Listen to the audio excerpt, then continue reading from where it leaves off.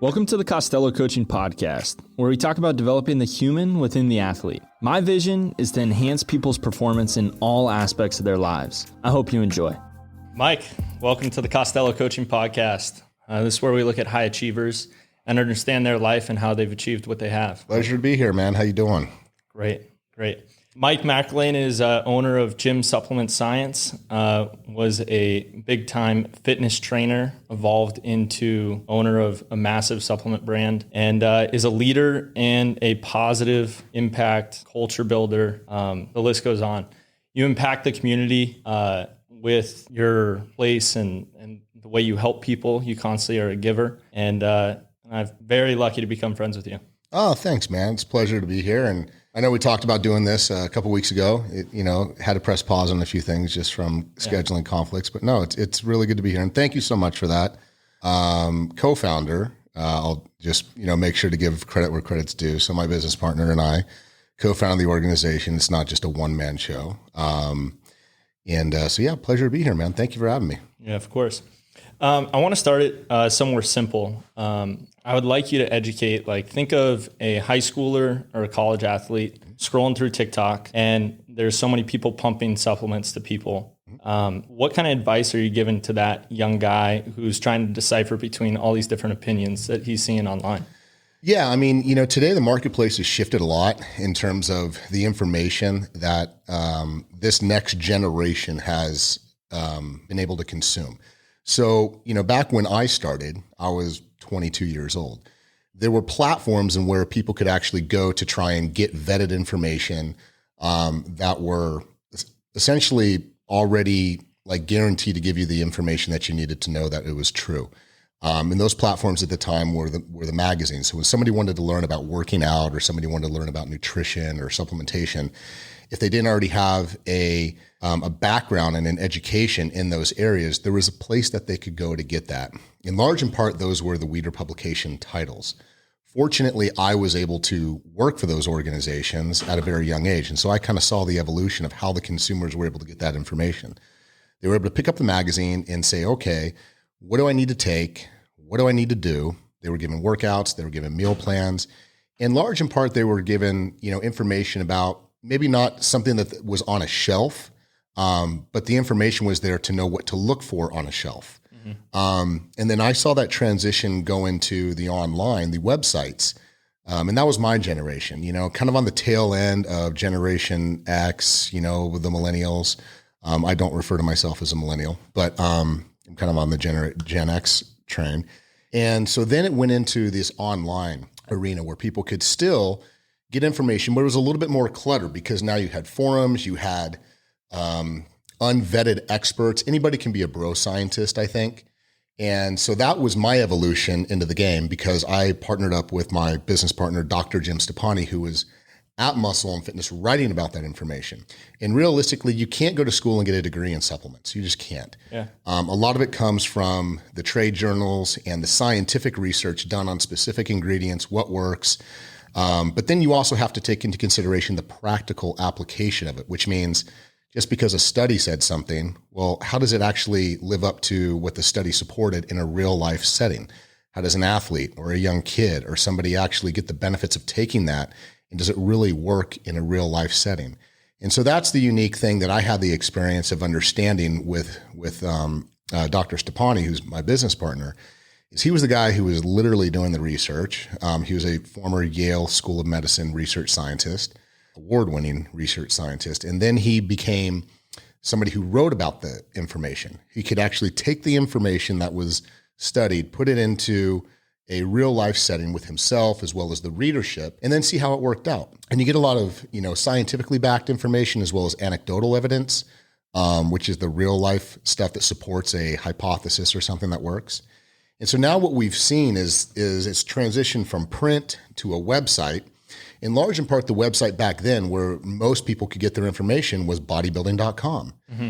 And so for about, 15 years, bodybuilding.com really led the charge in the place to go to get the information and the products that were vetted. So you could trust that when you would go to those places that they're not going to put out information that's wrong or inconsistent. There's liability when you're a publisher of content like that. And Jim was one of the guys who was writing the majority of the content on bodybuilding.com as well. So he transitioned as I kind of saw the media transition, and he and I were a big part of that. But now what we've seen with the explosion of some of the social media platforms, and we even moved into the social media too. So that's when we launched in the 2013. Facebook was primarily the big social media platform where everyone was going. So we really dominated that space too. And so now what's happened is that you've seen this transition of like these social platforms that are really set up for like the influencers. Mm-hmm. And so this new generation, you're talking about, we started 9 years ago. And, you were in high school 9 years ago. So when you think about that 18-year-old kid, who's now just getting their feet wet, where are they going to go to get the information? To your point, they're going to go to TikTok. They're going to go to Instagram. And so what they're running into are paid influencers who are completely ignorant of anything. And as a result of that, what's happened is that the supplement companies, the ones that are popping up now, it's very, I wouldn't say easy to start a supplement company, but it's not hard either. No. And so there's a formula that exists now. If you get enough of these influencers who are going to be incentivized to say, hey, gosh, I really like this product or whatever, there's nothing really educating this new generation of the how and the what. So it really comes down to the consumers, because it's very difficult to sit there and change the behavior of a consumer. Yeah. So I would say to those kids looking for things is be curious. Ask questions. You wouldn't necessarily do something just because, and I've heard you talk about this, Tommy, about just because a coach tells you to do something doesn't necessarily mean that you should just do it. You should always ask yourself why. Yep. And I would say, especially when it comes down to putting something in your body, we all know the basics of things that do work in sports nutrition. Mm-hmm. Protein obviously dominates the sports nutrition space. Pre-workouts do too. And the problem is protein is pretty basic. It's a very easy thing to understand. We come at the category of protein when we actually talk to consumers who need to be educated with these, what I call them aha moments, which are just very simple things that people can take away and easily understand to determine what they need to look for in the consumer marketplace. So for instance, if a kid came up to me and said, hey, what protein should I take? I would say, well, have you ever taken a protein that perhaps upsets your stomach or causes you problems?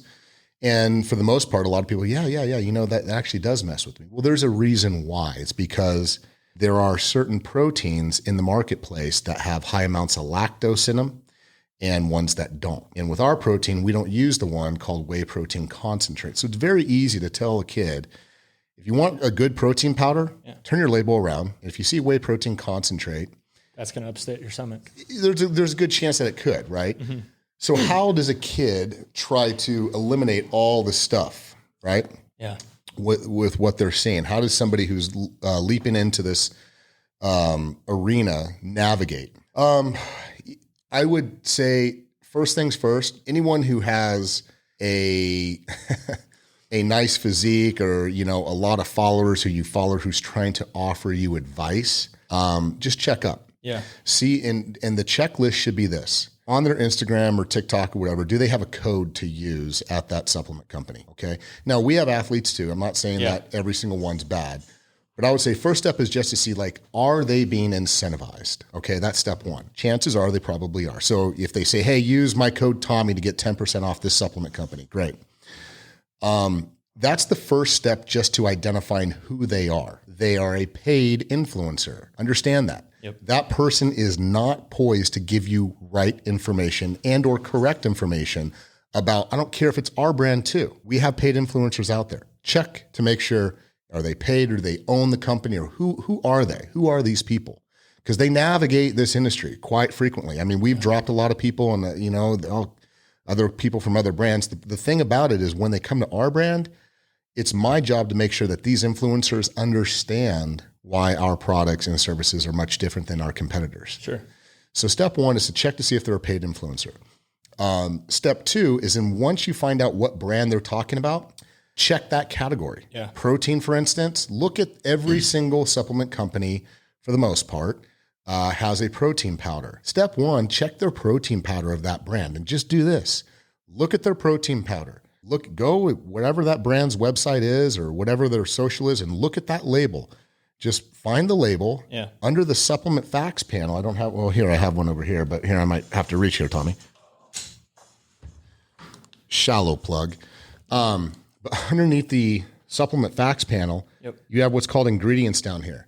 Now, every single company who has a protein powder or any product, they have to have this by law, right? Yeah, by law.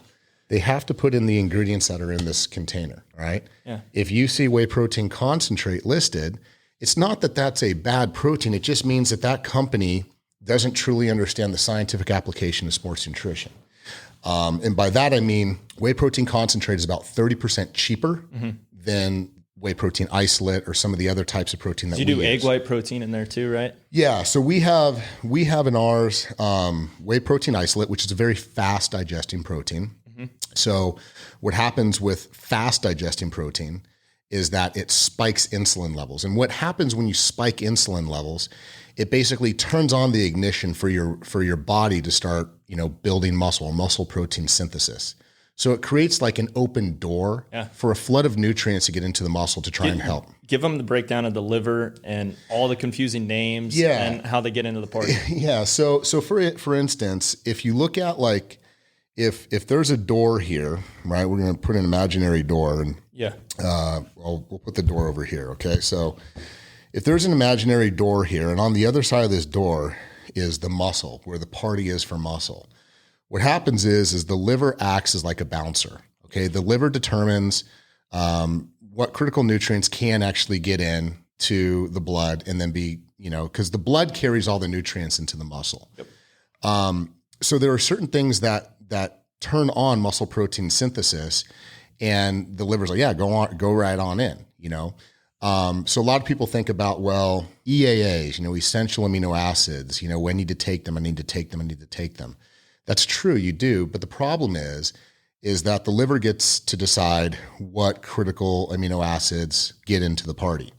The ones that allow a pass, the liver just says, hey, you're on the guest list. Right, are the 3 branched chain amino acids. So if you have a line of, let's say creatine is in line, right? Creatine, we all know is good. So if you just take creatine, congratulations. But you need somebody to make sure creatine can get into the muscle. Mr. Leucine. You need leucine, right? So there's a thing in sports nutrition which many people don't understand is that synergies of ingredients matter. It's like anything else. You want to bake a cake? Well, you got to have the right amount of eggs, the right amount of flour, the right amount of milk. You're not going to form the right, right type of cake without those ingredients mixed and messed up. If you put 10 eggs in there, it messes up the recipe. So and that's what makes Jim Stepani gold, right? 100%. And there's very few people who truly understand that from both a scientific level and then a practical level. There's data, there's research that's been done that says creatine does nothing. I mean, but that's one of the most studied supplements that shows that it actually does things. The difference is the data and the scientific research out there that says creatine doesn't do much. It's when they just took creatine by itself. And once again, creatine's just standing in line here. Yeah. You have to have something that spikes insulin levels to open the door to allow that creatine to get into the muscle and then actually do its job. And you need things like leucine or dextrose or a shitload of sodium. So for a kid, I would say step 1 is check to see who that influencer is and be like, all right, this person's telling me to go buy this stuff. Let me check that brand's website or what products they have. And the simplest one to go ahead and look at is just look at their protein. And if they use whey protein concentrate. Now, I'm not saying whey protein concentrate is bad. I'm just saying that there's a high amount of lactose in there, which causes an upset stomach. It's cheaper. There's less percentage of protein in whey protein concentrate than there is in like an isolate. So isolate, you're getting about 90% of that total weight or that total amount of protein. 90% of that is like, it's like. What companies are using that? It's going to be hard for me to go ahead and say that because I don't want to single anybody out. Maybe we could just look it up. I would say about 90% of the brands out there use it. So they're cutting corners, save cost. Save cost because what happens is you have to pay these influencers to sell your product. So you might as well throw a concentrate in there and save that to sell the influencers. I would make to give you a very, very hard line about the cost savings. So this is our 2-pound protein. We don't obviously use if I were to put concentrate in here instead of isolate, I would make about $4 more per jug. Holy cow. So what these companies do is having $4 more. It's like, oh, we got more money in this, which is fine. I get it. Let's go and spend X amount of dollars to get this influencer to talk about it. Because the end consumer doesn't know any better. Yeah. They don't know, it's like, oh, whey protein, whey protein. To the guy with followers. Yeah, exactly. So I would say if a company, again, the only rational reason why I can say companies do this is because to save costs. Sure. But to the end consumer, what happens is that it's not like you're going to get, you're going to have shitty results. Yeah. It's just, you're going to have stomach in it. And most people are lactose intolerant. Like last night, I freaking, had a glass of whiskey and I was like, I'm going to eat a whole bunch of cheese. And my stomach killed me this morning. It's because certain amounts of high lactose are going to cause stomach indigestion. So most people, especially with our diets right now, that's what happens. Yeah. So I would say start there. Look to see who that person is who's telling you to go buy that stuff. And then just check the brand. And there's many other steps that you can do to check the brand, but that's the easiest one. Yeah, that's just an easy, do simple better, check it out. Exactly. Cool. So let's shift it a little bit to physical training. So obviously I know you, I know your history, but you started in training, you became elite level trainer, understood business, got connected with the right people at Muscle and Fitness Magazine. I have an interesting question for you. What do you like about the way I train people? Because we would train people a little bit differently. Like if 100%. If you were to go into a room and watch Mike train people, the workout would look a little bit different than the way I would go in and train people. 100%. Well, two things. One that I love is your dedication to your craft. I mean, if you've ever seen Tommy train, he's hands-on, and he's all about the client or whomever he's training. You and I have a little bit different history in our training styles. And the reason why is because you are so specific on the individual level where I just wasn't, right? You're thinking specifically about that individual and what they're doing because you're training a lot of high level athletes, yep. Right? I didn't. I trained the average Joe. Could I train a high level athlete? Sure. But it also comes with seat time. It's like anything else. You can be a pilot and say, I'm a pilot, so I'm a trainer, right?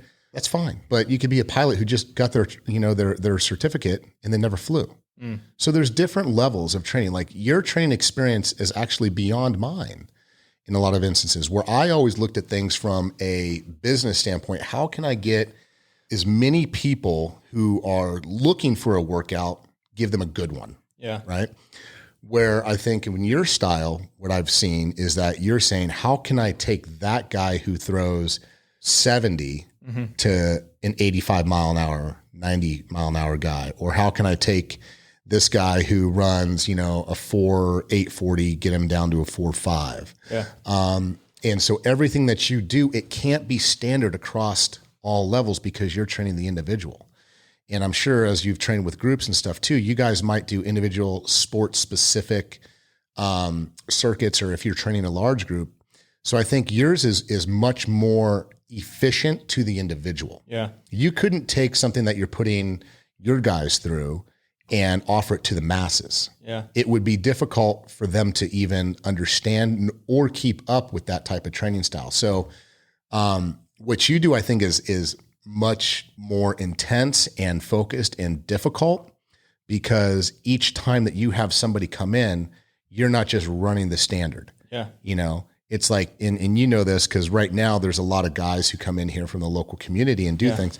It's very easy for me to give a hands-off approach aside from technique. Sure. Right. I'm saying do this program and they all run it. And for the vast majority of them, it does work if they stay, on the program and consistent. So I think you have to look at the training styles a little bit differently in terms of like who you are training and what you're training for.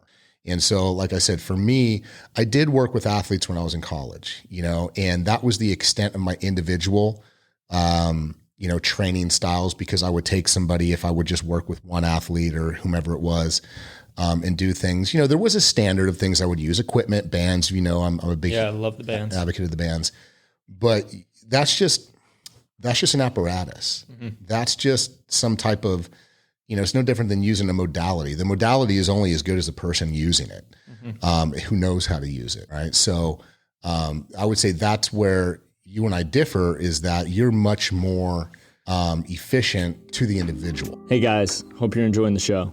Only way this podcast grows is if it's shared. So please share it with your friends, family, or anyone you feel like it can help enhance their performance in their life. A little karma goes a long way. Let's get back to the show. Yeah. That's what I've seen. Yeah. Right? I mean, you've got to observe me. Really cool dynamic. Honestly, so I don't know if you're going to remember this, but I was sitting with a guy named Dan Harvey who had trained, he's taken care of Robert De Niro his whole career. And he took me out to dinner, and you were with, now I understand, the whole crew that trains in there. Most of it, yeah. Yeah, and you were having fun. You remember at Nona's? Yeah, it was Nona. I had a few old fashions. But anyways, you rolled up and and you got introduced, I think, by Todd to Dan. Yeah. And so Dan then introduced myself to you, and I would just kind of see you throughout the community. You're coaching teams or, helping kids out or doing whatever. And then one day I rolled up to this location looking for a facility and looking for a spot. And Jamie thought I was just like some 15-year-old kid at Westlake High School. Yeah. So I walk in there, introduce myself to you, and then you were right away so open to having me come in and use the facility. And where does that generosity come from? Probably my parents. I think that being raised in I was raised in a very humble area, if you call that. Where is that? A little town called Yucca Valley, California. It's north of Palm Springs. It's kind of like the town you hit before you go to the Joshua Tree National Monument. I think that, look, there's a few, that's the best way to put this. It comes down to the person, I think, their upbringing, their backgrounds. And, when you extend a lifeline, somebody's either going to cut it or they're going to take it, and so you got to be prepared to kind of have both. And cutting it, I mean, is that some people will take advantage of it, right? And then some people will just take it. And I think that there have been certain things in my life in which were offered to me and where I took it. I didn't cut it. I didn't think anything for myself in terms of how can I get ahead using this person's training facility or whatever it was, right? But what you tend to do is when you open yourself up to that, is you attract those like-minded people who are like yourself, and you can really find out who you want around you by opening your doors to them, and kind of being vulnerable in a sense, and then knowing how to react if somebody is not. I shouldn't say appreciative, but somebody who's looking at it from their point of view of how this is just, I'm just going to, take this guy for a ride. Sure. And as I told you earlier when we were speaking, that's happened to me, but those people have paid the price for that. It's don't take advantage of the generosity in a way in which you cut that lifeline. Cause when it's cut, it's cut. It's over. It's over, and you don't come back from that, with me. And so, but what's happened as a result of having that openness to say, dude, just use whatever I have, is you attract people like yourselves. These lifelong people, you mentioned it, are the foxhole guys. Yep.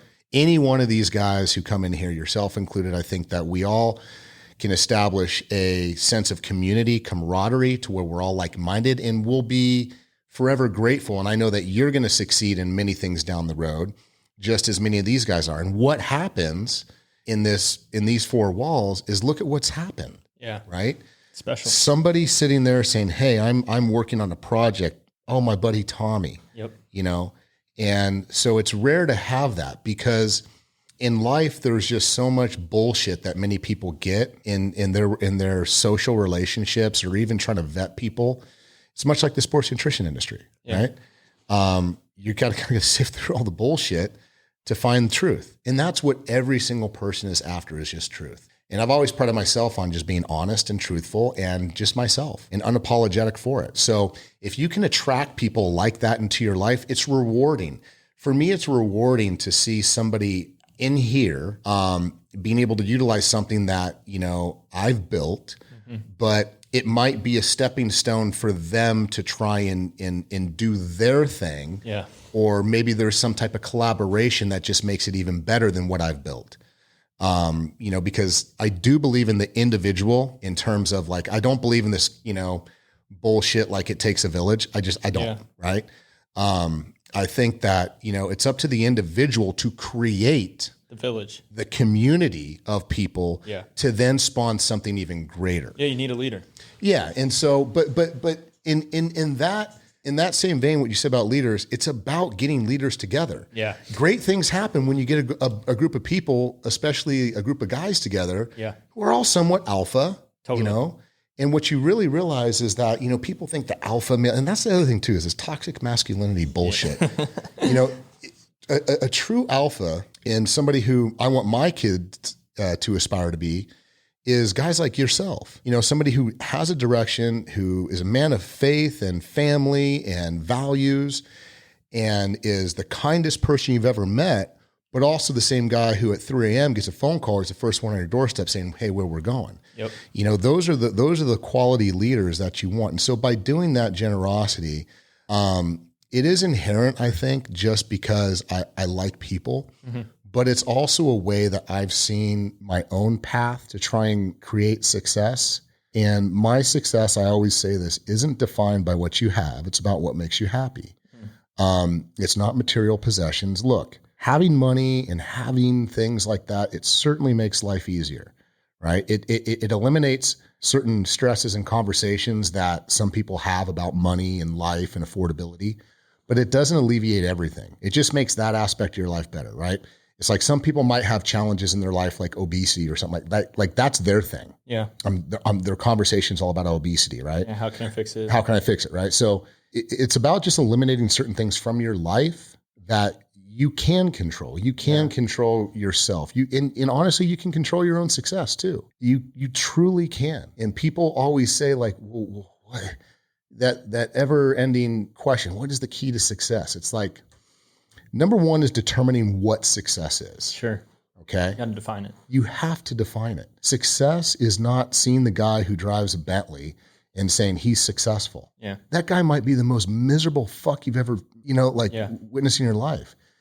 Is that guy got a smile on his face, right? And we know a guy who drives a Bentley who's got the biggest heart and he's got the biggest smile on his face. Yeah. But he's found a way to replicate like that success. And I think like you could look at success in multiple aspects. Like what's your success look like with your family and your relationships with your people? What does your success look like with your business and relationships with there?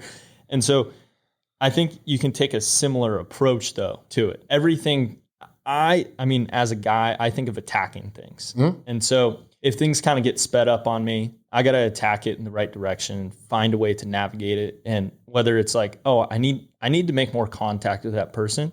Okay, well, let's make it a standard that Monday, Wednesday, Friday, I'm making sure I'm in contact with that person and I'm attacking that relationship in a positive direction. But where I think about going is how can I simplify what I'm doing? And for you, like think about how complicated from you take that protein, right? And there's 35 ingredients and kids are confused. You can simplify it all the way down to, hey, check out if there's concentrate or not. Right. You know what I mean? And so here, for people that don't understand, like what Mike has done is he's created an environment for people to come train. And what has been attracted to this place is people who are successful in their own industries. It's all dudes that are dominating their craft. And they come together, they train, they work hard, they sweat. They'll be here at 5 a.m. They'll be done at 6:30. They'll go home, take their kids to school, go to work, kill it at work, go pick their kids up from school and go coach their teams. Right. And that's about the gist of it. Yeah. That's literally the guy that walks in here. And I think that's like the guy that a lot of guys like myself want to emulate. Right. That's like when I look at training people 14 hours a day, the one thing that I think about is like, okay, now how do I scale this so that when I am Mike's age, I can take my kid to school, pick my kid up, and I will be able to do that. Right. But that kind of brings me to my next question, which is, what advice are you giving your 25-year-old self? Mm-hmm.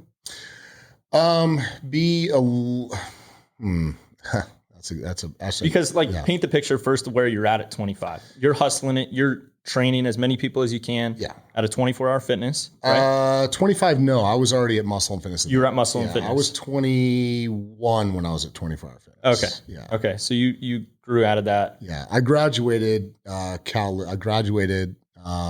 21. Okay. So you're starting to get some success at 25.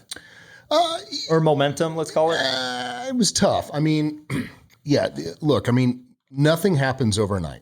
Yeah. You know, I mean, it took me, what I would say to myself back then is You're on the right path. Just try to, enjoy the little things a little bit more.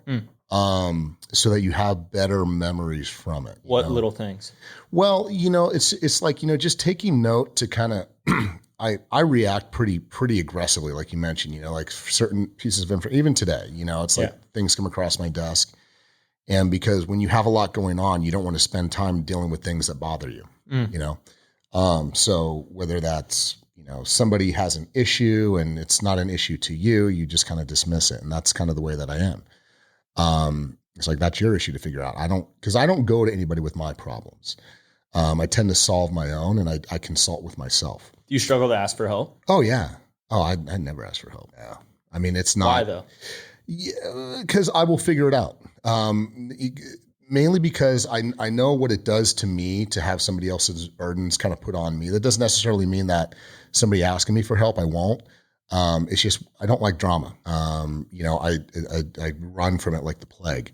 And so if somebody has an issue, typically most people always are leaning on like mom and dad, especially this generation, because they're not out of the house by 17, 18 years old, Yep. So everything's taken back to the house, and mom and dad will fix it, right? It's a very Me Too generation. And that's not standard for you are outside the norm, Tommy. I would say, like, for somebody your age, you're leaps and bounds mentally. I don't care about where you're at in life. I don't care about what you're doing. I don't care about how much money you're making.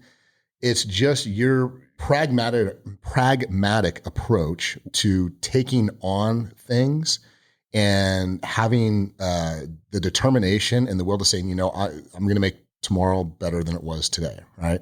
It's very rare, because most people, they deal with problems and they, whine and cry about it, and they go ask mom or dad or somebody else to fix it. Mm-hmm. Very few people internalize that and just say, I don't need anybody. Because in the end, it's on you to fix it. Yep. Right? Like, I've been sued, I can't even tell you how many times, right? I lost count. And one thing I realized from the first time I got sued till even now, it's like that's why I just cut to the chase. I'm like, look, okay, you're suing me for what now? What do you want? Yep. Oh, in normal cases, it's money, right? Because a lot of these, freaking lawyers out there, they know that businesses, to alleviate the stress, the time, and it's a time suck, right? It's legal extortion. Might as well just write a check. Might as well just be like, dude, what do you want? Okay, I know it's about money. What do you want? And usually, I want this. Like, okay, fine. Screw you. This is what I'm willing to do. And there's a line for me. It's like, okay, this is what I don't negotiate. This is what I'm willing to do. It's the best and final offer. You say no, we're going to go to the mat. Mm-hmm. It's like that one opportunity. If somebody were to come to me and want to fight me, I'd be like, all right, dude, I'm going to back off. But you cross this line, it's on. Like, and once that happens, you got to be prepared to either just go full force or not. And with problems, most people don't know how to deal with that. With problems, people like to continue to talk about the problem. I'm having an issue here. This is so wrong in my life. And they spend more time identifying the problem than they do about finding a solution. Yeah, just find the solution. Dude, that's 90% of people. But I feel like that's like why, there's two reasons, and I don't really spend too much time comparing myself to where others are at or any of that. But what I try to do for myself is, number one, I think of days and threes. And I think it's part of the culture and like fitness, the fitness community, whether you're an athlete or just into the gym, like there's that culture of that 5 a.m. guy or that 5 a.m. woman. Right. And so like if you split it down into threes, you go 5 to 11, and then you take a little break and you go from 12 to 4, take a little break, and then go 4 to 9. I'm probably going to do more in my first day than you're going to do in your day. Right. But then I'm going to get another one. And so it's like, yeah, I've been doing this only for 3 years, but I look at it like I've been doing it for 9 because I'm getting that many repetitions. Right. Seat time. Exactly. Yeah. So for you, I know you did the same thing when you started in what you're doing. And where does that, like, because I know it comes from my dad. My dad, absolute just animal. He's quite a few years older than you and your friends, but he can still train with you guys. But no, I get that from him, where like he was that guy that was coming home from the gym, taking us to school, right, coaching our teams, and that's something that like I aspire to be. Right. And so I know that I get that from him, like that work ethic. My brother's the same way. My sister's the same way. And we're attracted to people who crave working. And so when I was trying to figure out what I wanted to do, it was like, I want to do what I love, but it's going to require a little bit more discipline, a little bit more creativity to succeed in what I want to do and still emulate that lifestyle. Where does that come from for you? Because you've been able to stay in this, what you love. You know what I mean? You've been able to stay there in that lane. And that's something that really attracts me to you. Right. Is it's really easy to kind of do what you love in the beginning, and then it gets hard, and no knock on people doing this, but like it's so much easier to say, hey, Tommy, why don't you go sell insurance? You know, this lifestyle has already been mapped out time and time again. Yeah. It's like, where do I find the person that has been able to create that lifestyle? Where do I find that person to emulate? And then I ended up walking in your door. Right. Not saying that I want a supplement company. No, well, but if you did, it's not a big deal. I mean, I think that, you know, I actually, it was a process for me, you know, so my mom and dad, great people, you know, very hardworking. My mom's been a realtor in the area where I'm from for, since I was in third grade. So however long that is. She still is? Yeah. She's in her 70s, still working. You know, my parents were very hardworking. My dad was in, construction, heavy equipment operator up until he got hurt. You know, in his late 50s, he could no longer do that. He was a pilot on the weekends recreationally. He was a tow pilot, so he actually was a guy who'd take the gliders up and everything. So not anything extravagant, you know. And selling real estate up in that area is, you know, cost of living is very different up there than it is down here. So you know, I think that, you know, so my parents were all about my brother and I. It was just my brother and I. And the only thing that really mattered to them was just giving us an opportunity to have a better life than they did. And so my brother, and I took that, and we're very much alike. So my brother has created his own path of success. You know, he does work with me in some of the businesses that are here. So on the website part with Jim's website. So he's actually a partner on that side. Didn't start it or anything. He kind of came in. He came in as just to help me through a process financially to get through some things. And then later on, once the business was always up and running and, you know, about several years into it, he started his own company himself, and a very successful company. And then has now had time to be able to devote more time to what we're doing here. So for he and I both, I think it just comes down to knowing where we came from. And we don't have a safety net. Yeah. You know, he and I do not have a safety net. There's no inheritance. There's nothing in the will that's going to make us, you know, well off. I think he and I grew up in a very, very unique situation, even from where we were at. We grew up on 5 acres on top of a hill. You know, didn't have like the traditional labor. I mean, the directions to my house, it was like, you know, go through the wash and, you know, the third dirt road by the Joshua Tree and the Rock, go there. And then there's a stop sign that says, we'll shoot you if you come up this road. Yeah, that's my property. So, I think but we had the house we grew up in was very, very humble, but we had a view of the whole entire valley. So it'd be akin to like, if, you know, we're on the West Lake here, like imagine if you live like on the hill above the Y looking down on Thousand Oaks, cool. Right? So, and he and I was always looking and be like, God, you know, we got to get off this hill at some point. Don't want to be stuck here. Even though we had a great childhood and, you know, freedom to, you know, I mean, he and I were rolling rocks down. That was our version of fun, was rolling big, huge boulders down our hill, you know, to see which one would, you know, take out which Joshua tree.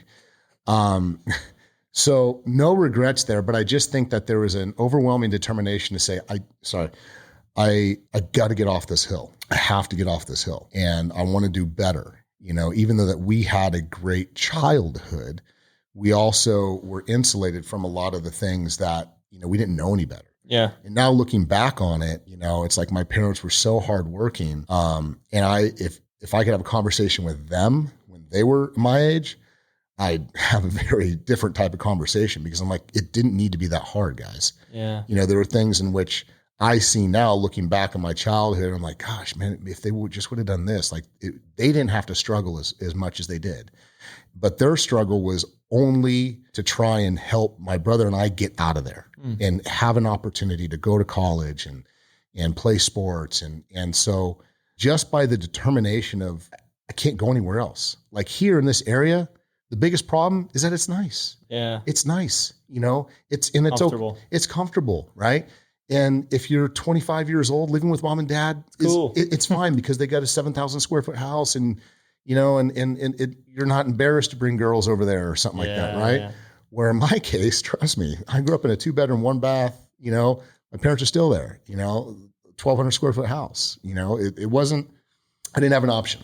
Yeah. Put it to you that way. And I think a lot of times when you don't have an option, it creates a determination where you're like, I don't care. Yeah, there was nothing really for you to go back to. You go to CLU, you run track, play football, and then you're like, all right, I'm all in. Yeah, you have to make the most of your situation. There's a really good story I heard when I was like 4 years old. It's from a priest, and he says, there were 2 little boys, and he said they were brought into this warehouse, and there were 2 doors, and the first door, they put the first boy in, and in the room, it was toys, just every toy you could possibly think of, every single thing, you name it, it was in there, right?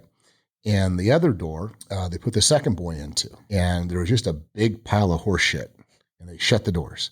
They left him in there all day, and they opened the first door, and the little boy's in there crying, and he's angry, and he's upset. And they say, what's wrong?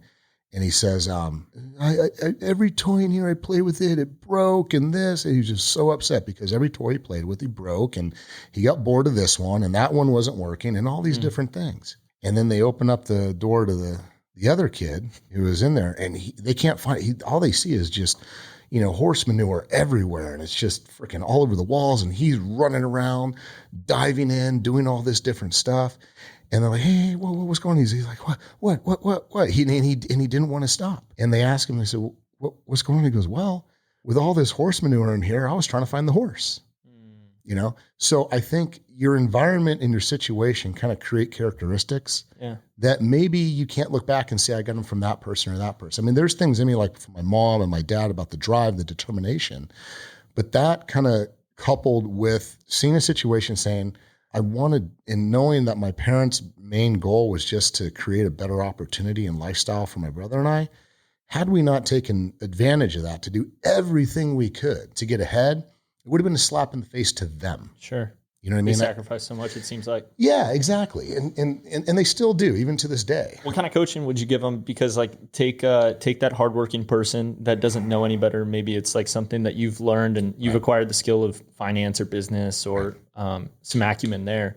And it doesn't have to be the exact advice you give to your parents, but what kind of tip are you giving that person? Or, the way I think of it is a coaching cue. You know what I mean? Sometimes pitchers will be so confused when I'm coaching them and they'll have a million ideas running through their head and you give them one cue and it kind of clicks. Right. And then it opens the door to giving another piece of advice. For that hardworking person that is putting in the work, but they're just getting by. Right. What do you tell that person? What do you tell them to look at? Usually there's a inherent trait, which I talked about before, which is most people can easily identify the problem. Very few people can figure out a solution. Okay. Yeah. And so for that person who is a 9-to-5er, right, there's opportunities around you everywhere to try and create whatever issue you're having. If it's health, I'm overweight. There's time. There's 24 hours in a day to fix it. If, let's say you need 8 hours sleep. Okay, fine. So now you got 16 hours. Let's say you got 8 hours of work if you're a 9-to-5er. Okay? Still got 8 hours. You still got 8 hours. What are you doing with the other 8 hours? Are you giving an hour to your health? Fine. That's 7 hours to figure out something else, to spend time not identifying the problem. The fucking problem. You can look in the mirror and figure it out. You're like, I can't pay my bills. Stop saying you can't pay them. Figure out a way to change your situation by taking that 7 hours or 5 hours and saying, is there another job opportunity that pays more than this one?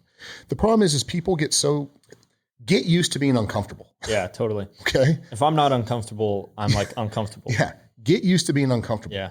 Being uncomfortable is not necessarily like a bad thing. Yeah. Because it allows you to adapt to the situation to overcome it. Totally. It's like if somebody is training, and you know this because everything goes back to training in terms of the analogies, right? You're going to get results if it feels good? Hell no.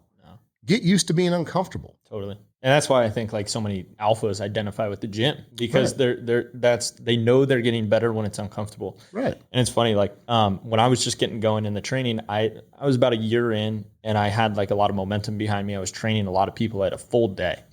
And a really good friend of mine, Jack Wilson, was running the Thousand Oaks High School baseball program. And Jack, we were playing golf and he was like, dude, will you please take the JV team? Will you please take the JV team? I was like, Jack, I can't. I don't have enough time. I don't have enough time. Right. Dude, please do it. So by the 10th hole, he convinced me to do it. By the 14th hole, there was an email in my inbox with the contract for the JV team.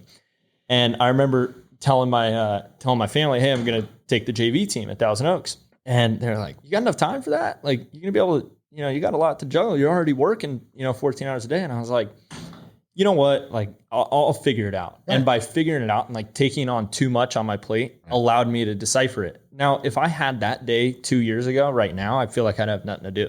Right. And so I think that's like the big thing is like people should be taking on more opportunity than they think they can handle at that moment, because that's going to force you to grow to become the person you want to become. And I feel like that's like your trend throughout your life is like, dude, you're at somewhere, you work so hard for an opportunity. It probably felt like too much. It felt uncomfortable. You conquer that. The next one comes. But it's like too many people sit around at that part where there was problems and they didn't know how to figure it out. And they just sit there too long.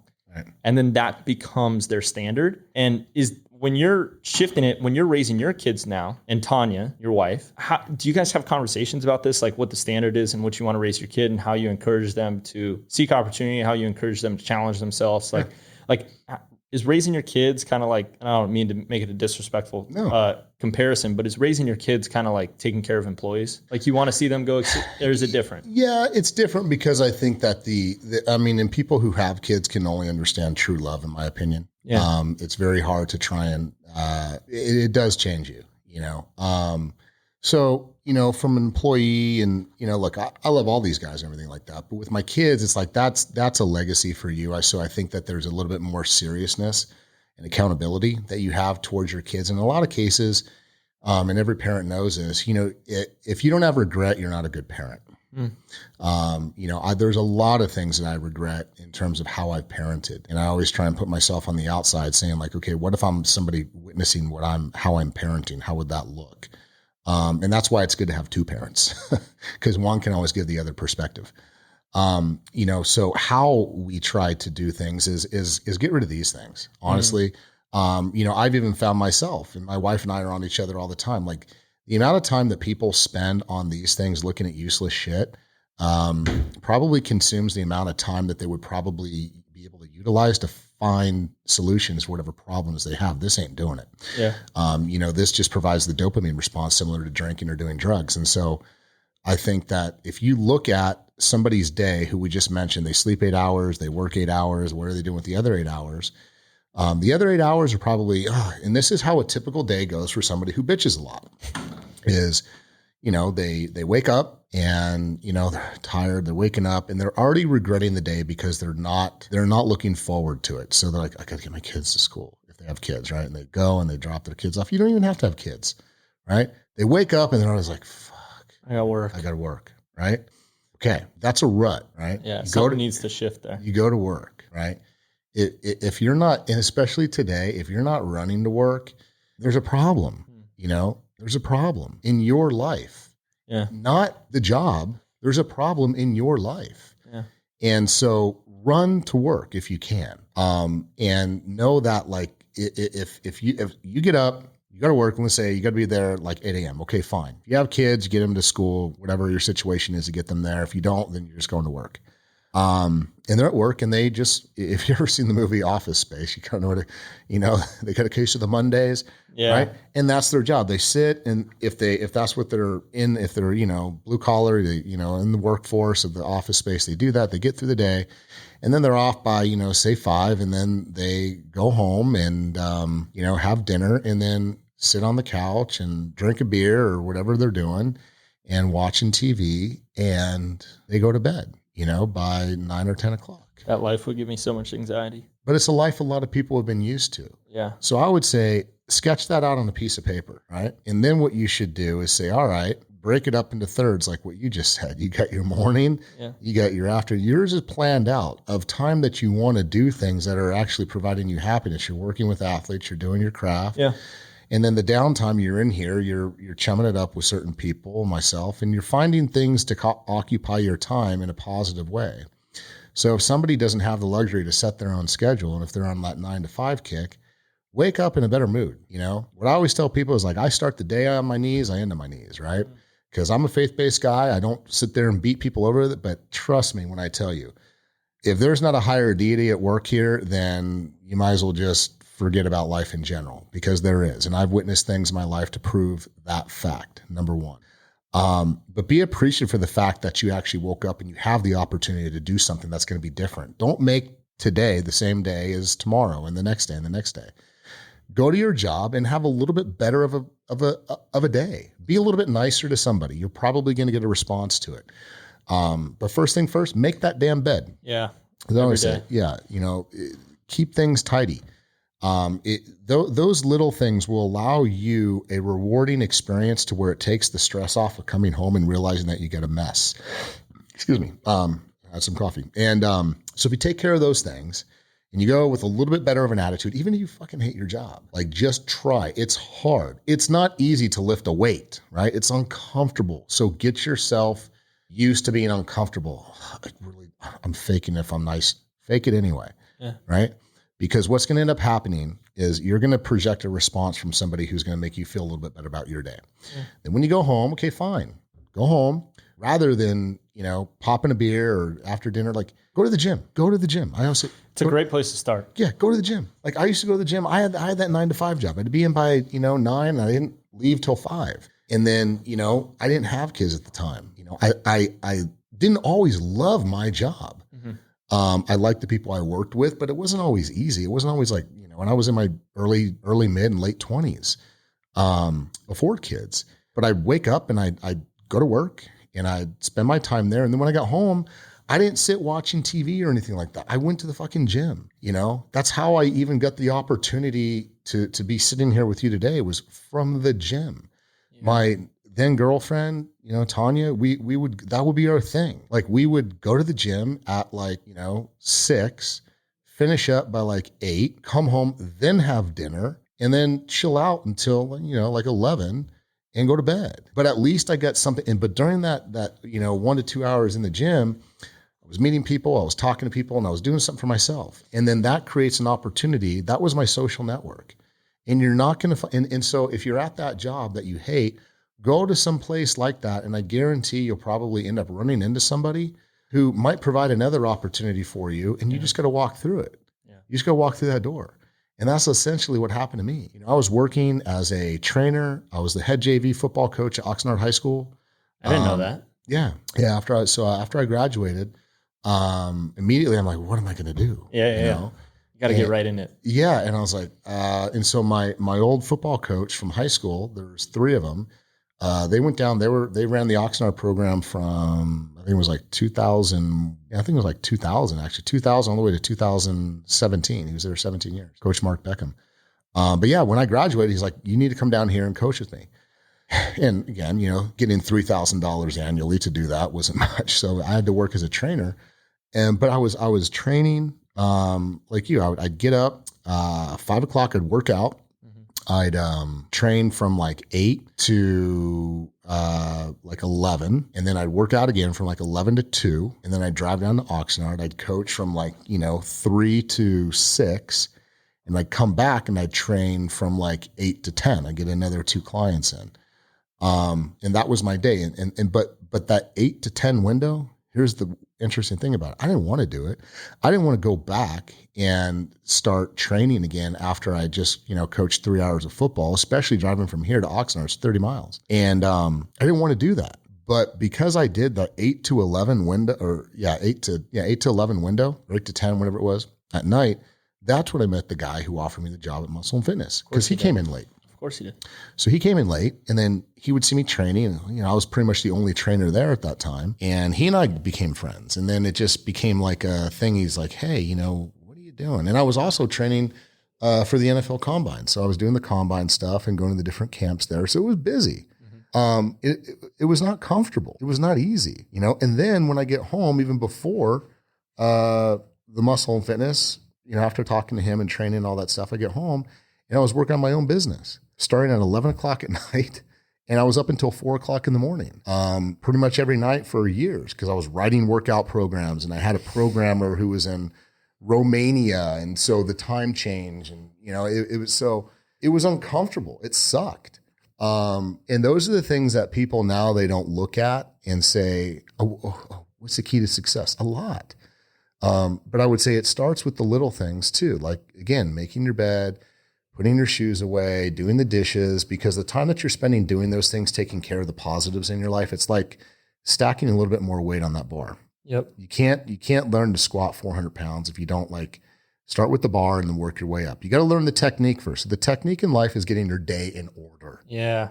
Getting organized, planning your success. Yeah, planning it. And it doesn't have to be something you write on a piece of paper. It's just doing it. It's your habits. Yeah. Anyone who says like, hey, here, look, do you think this is a good idea and it's on paper? I'm like, fuck if I know. Like, go do it and tell me it's a good idea. Like somebody who tells me, hey, man, I got this idea for a business. What do you think about it? There was a guy in here who came and he said, hey, I have this business plan. What do you think about it? He was really excited about it. Yeah. He put it together. I'm like, how long did it take you? He's like, oh, just a couple hours. I'm like, cool. I'm like, you know what you should do today? He goes, what? Start it. Yeah, go to the bank. Yeah. Open up an account. Do it. Yeah. Go to LegalZoom right now and just file for the LLC. Yep. When it becomes real, it becomes real. Yeah, exactly. You know, if you deposit, if you go, you have an idea, good. Go start the company. Yeah. That's the best business plan. Just do it. Just do it. Hey guys, hope you're enjoying the show. Only way this podcast grows is if it's shared. So please share it with your friends, family, or anyone you feel like it can help enhance their performance in their life. A little karma goes a long way. Let's get back to the show. You know, just do it. Yeah, I think a lot of people, like when they're starting businesses or they got a great idea, I call it uninformed optimism. You know what I mean? Everything's great when you don't know the bad sides of it. Right. You know, like you could pitch me all the great parts of owning a supplement company, never tell me the bad parts. And I could walk out of here and be like, dude, I got to start a supplement company. You know what I mean? Like, I'm going to go do this. That's very true. And so sounds good on looking in through the glass windows. I think that happens to people all the time. Is like they get an idea, the grass is greener somewhere else. It's like, water the grass you're fucking standing on, dude. Yeah. The time spent looking over, admiring the guy's lawn, yours is dying. Yeah, exactly. You know, I tell that to my crew all the time because, you know, we get it. And again, this is what it comes down to when I say there's really two types of people that I've identified in terms of, and not to say one's better than the other. It's just decide who you are. Are you the guy who sits there and, you know, is just going, everybody can be a critic. That's easy, but nobody ever erected a statue to one, right? Are you that guy or are you the guy who's just going to constantly problem solve? Become a professional problem solver. Those are elite people. Right. And that's how you have to look at it. It's not, there's never like, and that's the other thing too. I have buddies and things like that who are just like, oh man, you know, like this is the one opportunity and it's just like after this, it's going to be, I'm like, it doesn't work that way. It doesn't work that way. Yeah. Know? I've been fortunate to throw myself in so many opportunities so early where like, I kind of got that feeling out of the way. Where it's like, no, like nothing is a hockey stick. Like nothing just goes. What you're going to find, I think, is that at your age and people your age right now is become as much involved in as many things as you can. And then what that's going to do is that's going to give you something where you're like, this is perspective. What perspective, but there's going to be something in the mix of all the things you're involved in. When you're like, okay, I got to focus on that. Yeah. And when you do, because your mental preparedness of being able to manage all of that shit, and then you focus on one, that's the hockey stick. Yeah, exactly. Okay. So, you know, everybody's story who has a business or something that they're pursuing that they've seen financial success from, it's the same story. They were doing all this shit, right? Many different things. Their days were the same. They could tell, I'm sure Billy and everybody else could tell you, my days were like this. I did this and this and this and this and this. That's the common trait. And then what happens is then also understanding how to identify, all right, now's the time to focus on this because I've seen all these things. I've tried all these things. Here's the one. And then you cut all the shit and you're like, boom, let's go. But you got to go at it really hard. So for example, I mentioned I was working at Muscle and Fitness. I was helping running the Mr. Olympia. Um, I was trying to build my own website, finally did that, just all these different things that I was involved in. I had a supplement company, or excuse me, a supplement store called Supspace on supspace.com. So I had a website called Supspace I was running. I was working at Muscle and Fitness. I was helping run Mr. Olympia. I was still building my website back then, which was at-home personal trainer, which then manifested into a Muscle and Fitness license. And I was still doing, finding time for my then girlfriend. And there came a point where I remember I was trying really hard, and I was building Jim's website, jimstepani.com. So I remember I was working with my business partner, James Card, and I'm like, look, the stuff at the magazine is fading. People were getting fired. Jim and I were the only ones left out in California. And again, it was uncomfortable. I was told that I was going to get fired or have to be moved out to New York, right? But I positioned myself to where that didn't happen, fortunately. So I'm like, we got to make this website, the workout trainer website, which is awesome. Right? I said, we have to make this work. At the same time, I needed, my business partner. I'm like, look, Jimmy, I'm like, you got to come out here. Like, you got to come out here. And he was already here for a little bit, and then he left. I'm like, this is all you're focusing on right now. You got to come out here and help me really ram this through the stratosphere here. And anyway, so he and I just had a little bit of a disagreement in terms of time spent. And I'm like, well, I got jimsapani.com too. And then Jim over here is just like, hey, dude, like whatever you want to do. And I cut everything. And I'm like, I'm not focused on this. I'm like, I'm done. And I'll be honest with you, there was a little bit of a panic from my business partner at the time, who's still my best friend today. And now we work together.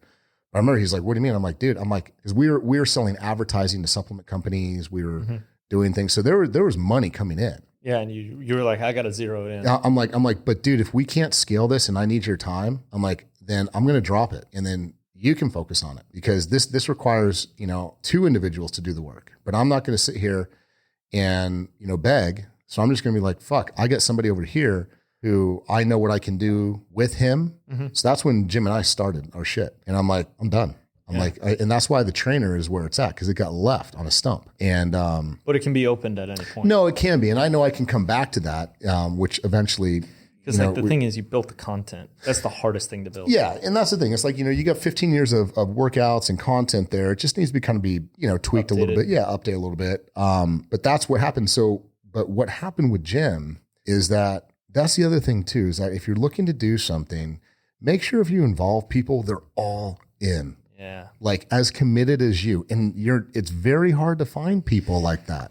My dad gave me really good advice when he was like, he was a big proponent for me being in business for myself. And he's like and when the first LLC I started, it started with a partner. And he sat both of the partners down, and the other partner was older. He was in his 40s and I was in my early 20s. And he looked at me, he looked at both of us, and he said, hey, just something you got to know about business partnerships. They always end. So just know that this is going to end. And like, if you're really clear on how you want this to end and put that in writing on how you want it to end, it's going to be a much easier relationship, because you're never going to be confused on it. You know that there's an end coming to this. Yeah. And I think that's like a delusion that people fall under, is like businesses end. Oh yeah. And so where do you see, after kind of looking at your past 10 years of going up like that, where do you see your next 10 years? Where do you see yourself in 10 years? Like, what are you doing in 10 years? It's going to be hard for me to say that now, on camera. Like, I know where I want to be, I know what I will be doing, for sure. It's just, it involves me. No, right. To say it now, I don't think would be fair to anybody else who possibly could be listening. Sure. So you have, let's just say this, you have big visions for yourself in 10 years. I know what I want to be doing. Okay. And when I say that, I know what I want to be doing with my time. Yeah. I don't. Michael's going to be 20. Yeah, shit. Don't say that. Yeah. So Michael's going to be 21. Right. Yeah. So you're taking Michael to Vegas in 10 years. And Tanya's like, what the hell are you guys doing? Yeah. No, I mean, I think that, look, I'm very blessed in the sense that, the situation with this place and this community is what it is. But at the same time, it's like, that's what drives me. It's like, I've always dreamt of, I didn't have. You didn't have that Christmas party? Yeah, right. Yeah. Tommy's talking about, we had a pretty big bash this weekend. I had a great football experience through high school, which was very rare. It was like the tip of the curve, I think, of what everybody imagines like great high school experiences to be. Mine cannot be duplicated from every level. And it was a very, very small window. My 4 years are probably the best 4 years I know at that high school ever. Yeah. We want to see a championship. There are things, and that's when I talk about miracles. Things that happened during my 4 years there that I think really set the tone for me. So when you want to say like kind of what molded you, that was it. Which is the reason why like my football coach, Coach Mark Beckham and stuff, like we still keep in contact. Like, he's just such a major part in my life about, you want to talk about achieving things, and that set the tone, I think, for how I am with relation to having goals and, visions and knowing how to achieve things that are just immeasurable by the sense of like, I will never be able to reach that. But, if we do these things, you will. And that's what happened during my time and career during high school football, was we did things I'll never forget that will last me a lifetime. So, but in the next 10 years, to kind of get back to that a little bit, is that I know exactly where I want to be doing and what I want to be doing with my time. And you see a little bit of that with some of these kids here. I want to get back to that. There's things that I think you love coaching, right? I love coaching. You're a great coach. Yeah, I love coaching. I love working with the youth. I love creating opportunities for young kids to be inspired in a good way. I think if there's anything to give back, it's trying to many people didn't have, they don't have the experience I did in terms of having somebody who, from a coaching standpoint, was purely about making you a better man. Yeah. What you did with that is up to you. But at least the institutions of that progression through like, hey, achievement and failure and all the things that you give a kid, especially that age, challenges, it's, are they going to be able to achieve it or not? And through that achievement, there's so much more reward than just the outcome. It's like that process. And, Kobe Bryant talks about too. It's just like, it's the journey, man. Yeah. It's a journey, and it really is. And I think that, look, if somebody really wants to change their shit around, honestly, like I have it up there on the wall, it. My whole thing is do the right thing. Yep. Okay. And as my son will tell you, what does that mean? If you want to change your life, I don't give a shit what you're doing. Okay. Start by taking care of the little things. So what I mean by that, wake up in the morning, make your bed, make sure the dishes are clean, vacuum your house. You're walking down the street, see a piece of trash, stop, pick it up, throw it away. Perfect example is my son and I were driving 2 days ago, actually it was last Friday, driving down my street in our neighborhood. And there's, one of those bags from like a box, like the ones that are all air filled. Stop, middle of the street. I'm like, hey, dude, go out and get that. He goes, why? It's not ours. I say, it doesn't matter. It's our neighborhood. Take some pride in it. If you do that, I swear to God, I swear to you, things in your life, and you make it a habit where it's like a thing. My dad does the same sort of things to me. Yeah, you can't and what you do to make yourself do that is pick something you want, right? I want to be a millionaire. I want a nice house. I want a job. I want to be happy. And right before you identify, or as soon as you identify like this, you're like, that's the goalpost. Yeah. You're like, if I don't pick that up, I'm not achieving this. And you'll be like, fuck, okay. Yeah. And you know what you'll do? You'll be like, that was easy, right? And then the next thing, and everything after that, wiping down the counter after you use it, and people look at me around here like, Mike, you're OCD. I'm like, no, dude, I'm practicing. I have a standard. I'm practicing. I used to clean all my floors around here, and they're like, why is the owner of the company cleaning the floors? I'm like, because it had to be done. Why are you doing it? That's the fucking problem. The fact that you're asking, you're not above anything. Yep. You're not practicing. That's like saying, oh, well, you squatted 400 pounds, so I guess you never have to squat again. You will get weaker, guys, mentally, physically. If you don't practice, you stop growing. Let me tell you something, Tommy. I mean, you train, right? What if somebody, hey man, today's the day. You pitched 98. Congratulations. You get a gold star. Hey, does that mean you're going to pitch 98 from now until forever? No, absolutely not. I pitched 98. Dude, I'm good. I can pitch 98. Write down, strike. Yep. No balls here, right? Good.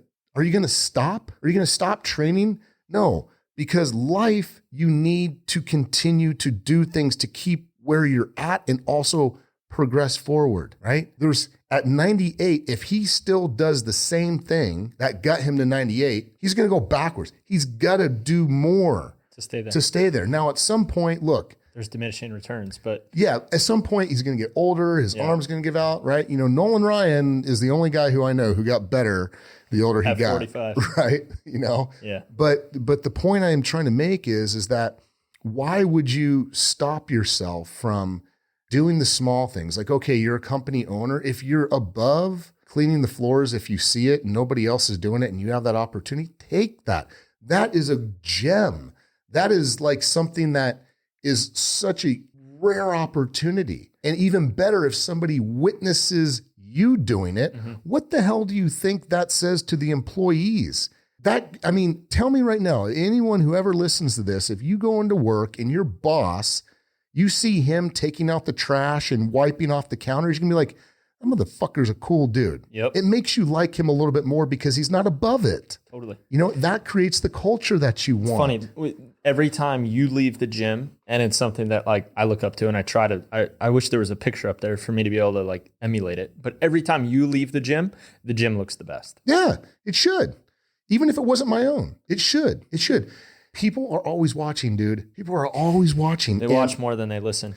Yeah. And character is defined by what you do when nobody's looking. Totally. What are you doing? Yeah. What are you doing? That's who you really are. Put up a camera and that's how you have to look at yourself. And again, I mentioned with the kid thing, it's like we all fall down. You're going to fall down. If you don't have regret as a parent, you're not a good parent.